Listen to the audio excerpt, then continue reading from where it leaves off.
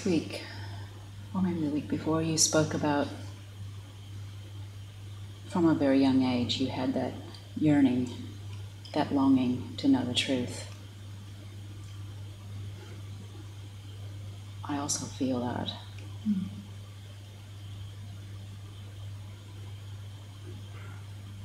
And it's been with me as long as I can remember in this apparent life. And here it is. Always been here. It's not thought. No. What is it? What is that yearning? the yearning? It's Well, not thought. The yearning is a knowing that somehow there's a playing as if this separation is real, and there's a knowing that it's not like that that's not the reality.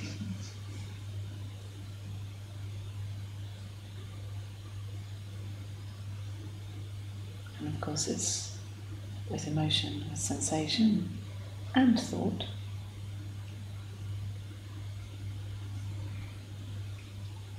And actually that yearning is very discerning. You know, it knows what is,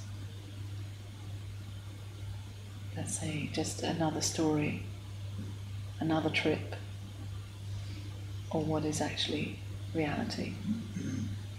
It knows when it finds itself.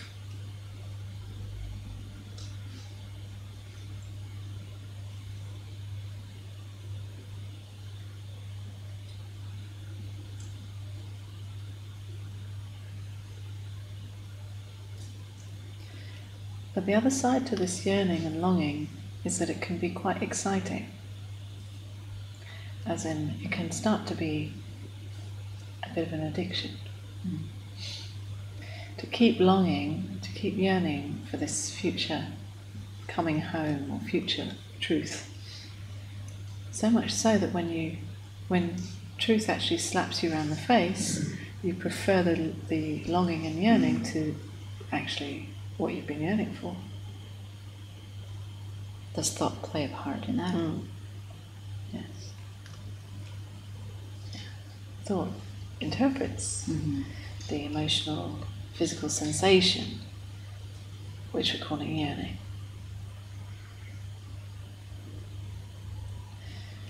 But actually, without that interpretation, or just let's say underneath that interpretation, there is that very clear, but sometimes subtle, discernment.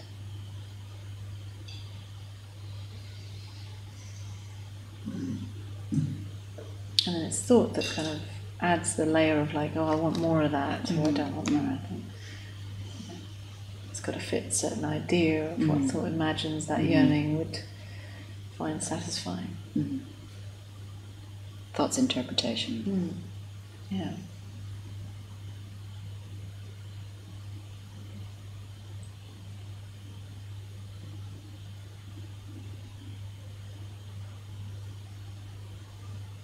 It's all so bizarre. The goose is already out. Yes. It's never been in.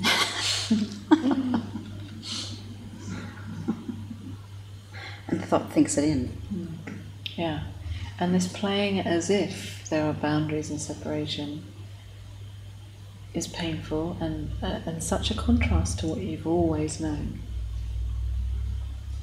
So thought tries to bring these two parts of the contrast, or the paradox, in an alignment, which is always impossible. So you know reality, you know really that the whole thing is really fine. You know, if you're really honest, below, underneath it all, there's a knowing that this is it, there's no way out, and it's all fine. But then what plays out is a seeming forgetting of that, a seeming fear desperation, trying, pushing, wanting, needing, all of that plays out. And with it, all the physical sensations of that.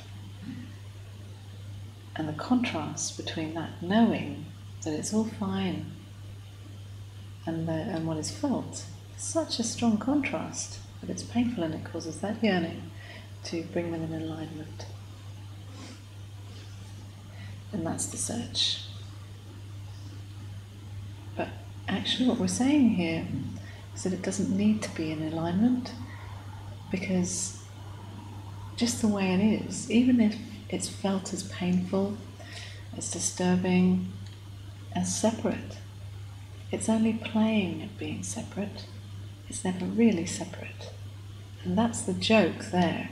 If you get the joke, you don't need to bring it into alignment anymore. It's okay for it to be a mess. You know? It's okay to play fully as a separate person, because you always know that there's really no separation. Is it thought that's trying to bring an alignment to the paradox? Yes. And that's the tension. And it's a never-ending tension, that. It can never be done. And we call it different things. We call it, we want to wake up, we want to get enlightened, or we want to have permanent peace, or remember ourselves, come home and find truth, or whatever. We call it so many different things, but essentially it's that contrast between our daily life and what we really know to be true is so massive.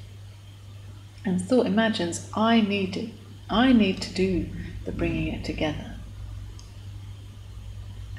And what we're saying here actually is that thought doesn't have that power to do that. It cannot. It thinks it does. It thinks it does, but it cannot actually. Thought does not have any power actually. It only has the power that is believed, that it believes to have, that it believes itself to have.